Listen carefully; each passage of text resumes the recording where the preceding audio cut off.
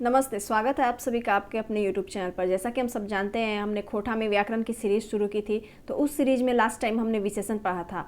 उसी सीरीज़ को आगे बढ़ाते हुए अब जो हम है आज क्रिया पढ़ेंगे। तो क्रिया में देखेंगे कि क्या है और कैसे है। BN होदार जी की पुस्तक से मैं आपको पढ़ा रही हूँ।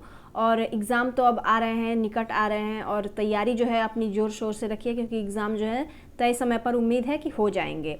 तो अपनी तैयारी में कमी ना आने दें। और जैसा कि मैंने बताया, खोटा के सारे वीडियोस जो हैं प्लेलिस्ट हमारे चैनल पर मौजूद हैं। अगर आप खोटा से तैयारी कर रहे हैं तो आप जो है सारे वीडियोस जो है कम समय में बनाए गए हैं आपके रिवीजन के दृष्टिकोण से, ताकि आप जल्दी से रिवीजन जो है कर सके। एग्ज़ाम टाइम जब आए तब आप जल्दी से जल्दी सारे सिलेबस को एक बार में रिवीजन कर सके।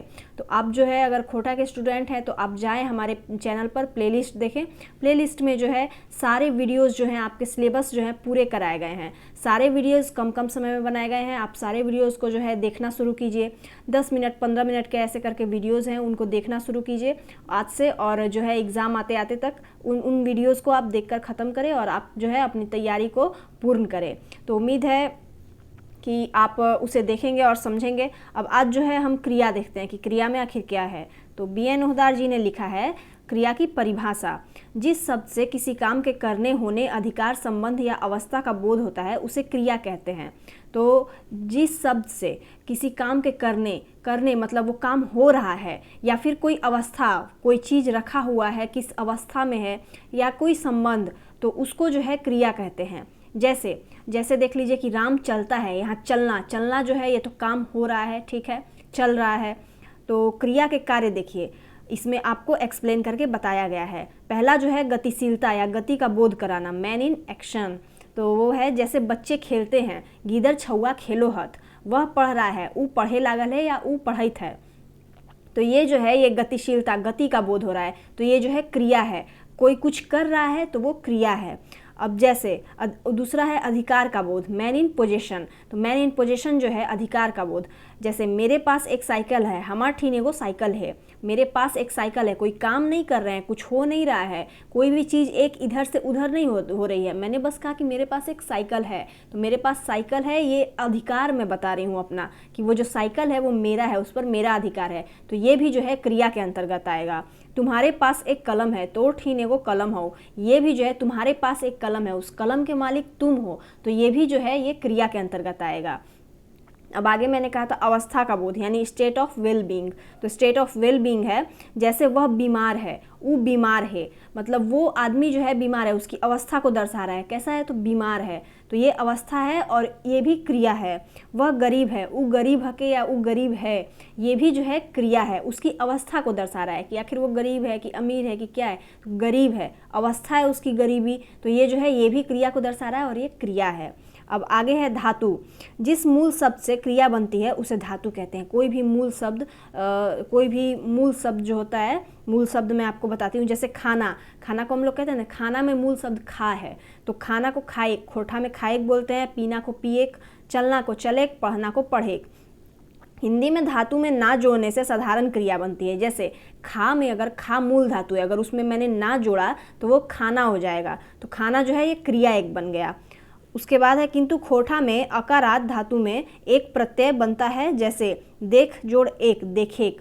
खोटा में जो है आप ना नहीं जोड़ सकते हैं। अगर खोटा में देख जो है धातु है, मूल शब्द जो है धातु है देख, तो उसमें देख ना जोड़िएगा तो वो तो हिंदी हो जाएगा। खोटा में क्या होता है, अगर लास्ट में अकारांत है, दे ख से ख अगर बोलने से लास्ट में कौन सी ध्वनि निकलती है? अ की, तो अ की निकलती है, यानी ये अकारांत है। तो अकारांत धातुओं में जो है एक प्रत्यय लगता है।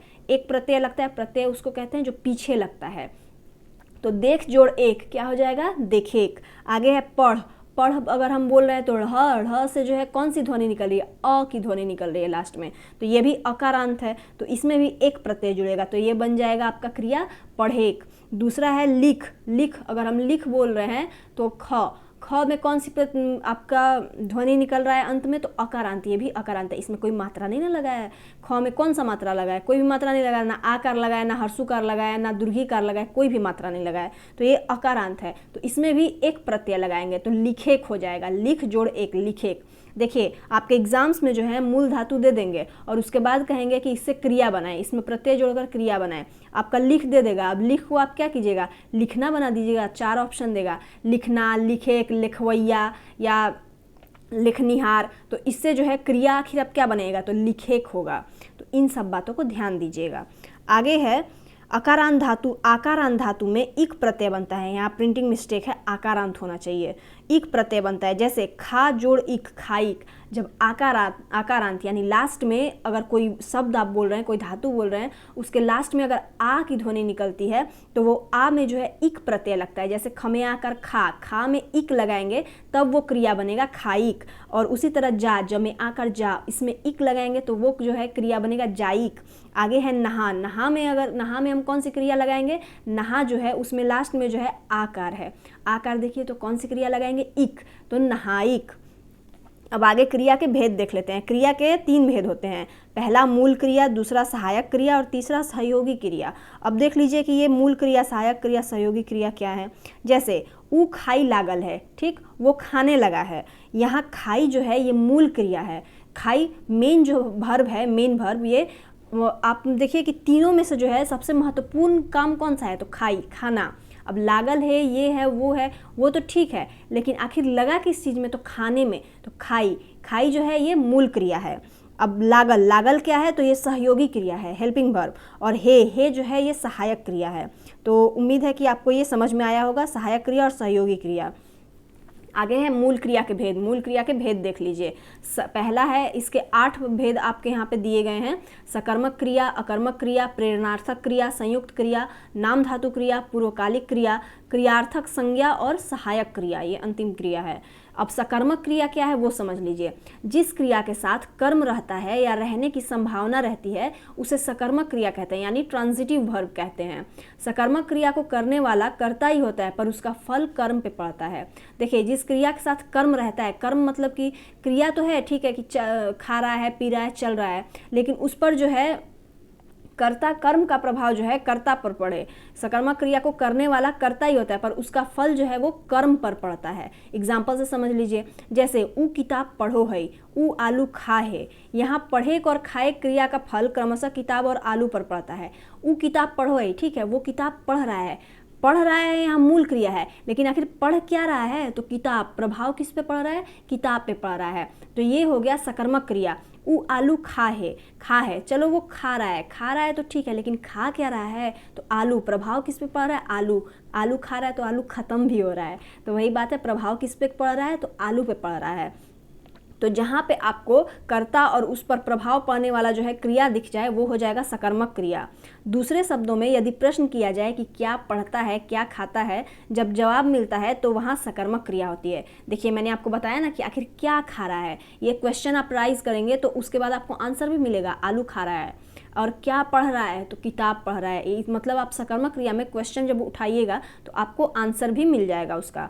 अब आगे है अकर्मक क्रिया। जिस क्रिया के साथ कर्म की संभावना ना रहे, अर्थात जिस क्रिया का फल स्वयं कर्ता पर ही पड़े, तो उसे अकर्मक क्रिया कहते हैं। इस पर जो है कोई इसका प्रभाव जो है स्वयं कर्ता पे ही, कर्ता मतलब करने वाला पे ही पड़ जाता है, तो उसे अकर्मक क्रिया कहते हैं। जैसे वह हंसता है के साथ जो है आखिर वह हंसता है, तो वह हंसता है, ऊ हंसो है तो वो खुद हंस रहा है, उसका प्रभाव जो है हंसने का खुद पे पड़ रहा है। वह सोता है, ऊ सुतो है, क्या सोता है, क्यों सोता है, ऐसे तो क्वेश्चन आप नहीं बना सकते हैं। वह क्या सोता है ऐसे आप बना सकते हैं नहीं, लेकिन वह आम खा रहा है तो उसमें जो है वह क्या खा रहा है आप क्वेश्चन जरूर बना सकते हैं, तो वो हो जाएगी सकर्मक क्रिया। और जहां आप क्वेश्चन ना बना पाए वो हो जाएगी अकर्मक क्रिया। वह हंसता है और प्रभाव जो है वो कर्ता, करने वाले पे ही पड़ रहा है। यदि प्रश्न किया जाए क्या हंसता है, क्या सोता है, तो कोई जवाब नहीं मिलता है, जैसे मैंने आपको बताया, तब वह अकर्मक क्रिया हो जाती है। आगे है प्रेरणार्थक क्रिया। जिन क्रियाओं से इस बात का बोध हो कि कर्ता स्वयं कर्म ना करके किसी दूसरे को कार्य करने के लिए प्रेरित करता है, उसे प्रेरणार्थक क्रिया कहते हैं। कर्ता जो है इसमें प्रेरणार्थक, जैसा नाम से ही पता चलता है, कर्ता खुद काम नहीं करेगा, दूसरे को प्रेरित करेगा, तुम करो, खुद नहीं करेगा, वो उठ के दूसरे को बोलेगा जाओ तुम करो, तुम ये काम कर दो, तुम वो काम कर दो, वो जो होती है प्रेरणार्थक क्रिया। जैसे ऊ हल जेतो हई, जो तो है होगा, कर्ता कार्य स्वयं करता है, ठीक है। ऊ हल जोतावो है, तो अब वो हल जोत रहा है, ठीक, यहाँ पे तो कर्ता स्वयं काम कर रहा है, ठीक, लेकिन वो हल जोतावो है, कर्ता किसी से हल जोतवा रहा है। तो ये जो होगा प्रेरणार्थक क्रिया होगा, दूसरा वाला। प्रेरणार्थक क्रिया के भी दो भेद होते हैं, एक पहला प्रथम प्रेरणार्थक और दूसरा द्वितीय प्रेरणार्थक। ऊ काम करो है, कर्ता स्वयं काम करता है, वो काम कर रहा है, इसमें तो कर्ता स्वयं काम कर रहा है कि चलो ठीक है वो काम कर रहा है। प्रथम प्रेरणार्थक ऊ काम कराओ है या करावो है, पहला प्रेरणार्थक जो है वो काम करवा रहा है, तो ये पहला प्रेरणार्थक हुआ, ठीक, कि चलो वो किसी से काम करवा रहा है, ये समझ में आ रहा है। द्वितीय प्रेरणार्थक ऊ काम करवावो है, द्वितीय प्रेरणार्थक में कर्ता स्वयं कर्म नहीं करता बल्कि दूसरे से कहकर तीसरे व्यक्ति से कार्य करवाता है, जहाँ वह द्वितीय प्रेरणार्थक होता है। एक काम जो होता है, मान लीजिए हम कोई काम करवाना चाहते हैं, हम दूसरे को बोलेंगे कि तुम जो है तुम मत करो वो काम, तीसरे को बोलो कि वो काम कर दे। जैसे मान लीजिए मेरे पास कोई आदमी है राम, ठीक, हम जो है उसको कोई एक कलम मंगवाना चाहते हैं, और कोई दूसरा आदमी है श्याम, तो हम कहेंगे राम श्याम को बोलकर जो है वो कलम मंगवाओ। तो यहाँ पे जो हो जाएगा ये द्वितीय प्रेरणार्थक हो जाएगा। हम राम को प्रेरणा दिए कि तुम श्याम को बोलो कि वो कलम लेके आए, और वहीं राम जो है श्याम को जो है बोलेगा कि जाओ कलम लेके आओ। तो राम जो है वो जब श्याम को बोलेगा तो ये प्रथम प्रेरणार्थक, लेकिन जब हम जो है राम को बोले कि श्याम से मंगवाओ तो वो हो जाएगा द्वितीय प्रेरणार्थक। उम्मीद है आपको समझ में आया होगा। तो ये जैसे वह हंसता है, यहाँ हंसना अकर्मक है क्योंकि हंसना क्रिया का फल स्वयं कर्ता पर पड़ता है, जैसा कि मैंने आपको पहले के एग्जाम्पल्स में बताया। वह हंसाता है, यहाँ हंसाता सकर्मक है क्योंकि इस वाक्य में हंसने की क्रिया का फल कर्ता पर ना पड़कर किसी अन्य व्यक्ति पर पड़ रहा है जिसे हंसाया जा रहा है। वह हंसता है में तो हम खुद हंसते हैं कि ठीक है जो आदमी हंस रहा है उसका प्रभाव उसी पर पड़ रहा है, लेकिन वह हंसाता में है जो आपका प्रभाव जो है वो खुद नहीं हंस रहा है, वो दूसरे को हंसा रहा है, वो जो कर रहा है उसका प्रभाव दूसरे पे पड़ रहा है, तो ये जो हो जाएगी अकर्मक क्रिया हो जाएगी। संयुक्त क्रिया, आप चौथा देख लीजिए। संयुक्त क्रिया, जब मूल क्रिया के साथ अन्य सहयोगी क्रियाएं आती है तो वहाँ संयुक्त क्रिया होती है। जैसे वह पढ़ने लगा है, ऊ पढ़े लागल है, मूल क्रिया के साथ कौन सी क्रिया आ गई, इधर पीछे मैंने आपको बताया था सहयोगी क्रिया, तो उसमें इसमें पढ़े जो है आपका मूल क्रिया है और लागल जो है ये सहयोगी क्रिया है। वह खा रहा है, ऊ खाई रहल है, तो इसमें खाई जो है मूल क्रिया है और रहल जो है ये सहयोगी क्रिया है। पहचान करना सीखिए। इन वाक्यों में पढ़ना और खाना मूल क्रियाएं हैं, पर लगना और रहना जो है सहयोगी क्रियाएं हैं। लागल और रहल मैंने आपको बताया। बाकी हंसे खेले चले क्रियाएं सहयोगी क्रियाएं हैं, सहयोगी क्रियाएं नहीं मूल क्रियाएं होना चाहिए, मिस प्रिंट है। आगे है नाम धातु क्रिया या नाम बोधक क्रिया। जब संज्ञा या विशेषण शब्दों के साथ प्रत्यय जोड़ने से जो क्रिया बनती है उसे नाम बोधक क्रिया कहते हैं। Very easy. संज्ञा शब्द से बने नाम बोधक क्रिया, देखिए उहर, उहर में आवेक जोड़ेंगे प्रत्यय तो उहरावेक होगा। हाथ, हाथ में, चलिए हाथ मतलब तो आप समझते हैं ये हैंड, और आवेक, उसमें आवेक अगर प्रत्यय जोड़ेंगे तो हथियावेक, हथियावेक मतलब किसी से छीन लेना कोई चीज़, अपने हाथ में कर लेना, अपने वश में कर लेना, तो उसी को हथियावेक कहते हैं। बात, बात को जो है बातचीत करना तो आप लोग जानते हैं टॉक, उसमें इयावेक प्रत्यय जोड़ देंगे तो बतियावेक। सोंटा, सोंटा में अगर सोंटे को बोल देंगे तो सोंटावेक मतलब छड़ी से पीटना। और पानी, पानी में आवेक जोड़ देंगे तो पनियावेक। ये जो है आपका उहर, हाथ, बात। हाथ क्या है आखिर संज्ञा है, बात क्या है संज्ञा है, सोंटा यानी कोई लकड़ी क्या है आखिर संज्ञा है। अब आगे देखिए विशेषण शब्द से बने नाम बोधक क्रिया। गरम, गरम मतलब फील, गुण बोधक ये जो है विशेषण याद होगा, मैंने पिछले क्लास में पढ़ाए थे आपको। अगर आपने नहीं पढ़ा है तो जाके देखिए, अच्छी वीडियो है, आपको समझ में आएगा। गरम, गरम फील हो रहा है, फील हो रहा है मतलब क्या, गुणवाचक विशेषण। गरम में आवेक प्रत्यय जोड़ेंगे तो गर्मावेक हो जाएगा। कनकन, कनकन मतलब ठंडा, कनकन जोड़ आवेक कनकनावेक। चमक, चमक जोड़ आवेक चमकावेक। और गमक, गमक जोड़ आवेक गमकावेक। गमक मतलब स्मेल होता है। आगे है पूर्वकालिक क्रिया। जब कर्ता एक क्रिया समाप्त कर दूसरी क्रिया की ओर प्रवृत्त होता है तब पहली क्रिया पूर्वकालिक क्रिया कहलाती है। एग्जाम्पल से समझिए, उसने स्कूल जाकर पढ़ाई की, वो स्कूल जाई के पढ़लक। दो क्रिया यहाँ आपको दिख रहा है, एक तो स्कूल जाना और दूसरा क्या, पढ़ना। तो यहाँ पे जो है दो क्रिया हो रहा है और पिछला वाला क्रिया का जो है, लास्ट वाला क्रिया का प्रभाव जो है पहले पे पड़ रहा है। वह स्कूल गया तब तो पढ़ा, वह खा कर गया, ऊ खाई के गेलक। खाया तब गया, दो क्रिया, खाया तब गया, गया कैसे, खा कर गया। तो आखिर गया का जो है मेन जो वर्ब है वो आपका खाना हो गया। उपयुक्त वाक्यों में जाकर, जाई के, खाकर, खाई के पूर्वकालिक क्रियाएं हैं। ठीक। अन्य उदाहरण, आई के देखलक, सुइत के उठलक, नहाई के खैलक। दो दो क्रिया आ जाए तो समझ लीजिए वहाँ पे पूर्वकालिक क्रिया का बात आ गया। अब आगे है क्रियार्थक संज्ञा। जब क्रिया संज्ञा की तरह व्यवहार में आवे तब वह क्रियार्थक संज्ञा की कहलाती है। अब क्रिया संज्ञा की तरह कैसे इस्तेमाल होगा देख लीजिए। खाना तैयार भई गेलक, खाई तैयार भई गई। इन वाक्यों में खाई, घूमे, पिए क्रियावाची होने के बावजूद ये क्रिया नहीं है, वरन क्रिया के अर्थ में संज्ञा है। इन्हें क्रियार्थक संज्ञा कहते हैं। खाना तैयार हो गया है, खाना तैयार हो गया है, ठीक है। उसके बाद खाई तैयार भय गए, खा कर जो है तैयार हो गए, खा कर तैयार हो गए। पहले तो आपका यहाँ पे दो क्रिया आपको दिख रहा है, खाना और तैयार होना, दो क्रिया है। इसमें जो है पहला जो है खाना, ये आपका क्रियार्थक संज्ञा हो जाएगा, तो क्रियार्थक संज्ञा हो जाएगा। और उसके बाद जो है पिए क्रियावाची होने के बावजूद ये क्रिया नहीं वरन क्रिया के अर्थ में संज्ञा है, इन्हें क्रियार्थक संज्ञा कहते हैं। ये तो आप समझ ही गए। खाना बनलई, बिहाने बिहाने घूमे के बेस बाइन हके, और दारू पिए के बेस बाइन नए हके। ये जो है इसमें दारू जो हो गया और बिहाने बिहाने जो हो गया, ये सब जो है क्रियार्थक संज्ञा है। उम्मीद है कि आपको क्लास समझ में आया होगा, क्लास पसंद आया होगा। अगर क्लास पसंद आए तो चैनल को लाइक, सब्सक्राइब एंड शेयर जरूर करें, अपने दोस्तों में बढ़ाएं। जो भी खोटा के स्टूडेंट्स हैं, खोटा के जितने भी बच्चे हैं, उनमें ये जो चैनल है उसको शेयर करें। और एग्ज़ाम नज़दीक आ रहे हैं, अपनी तैयारी को जोर शोरों से रखें।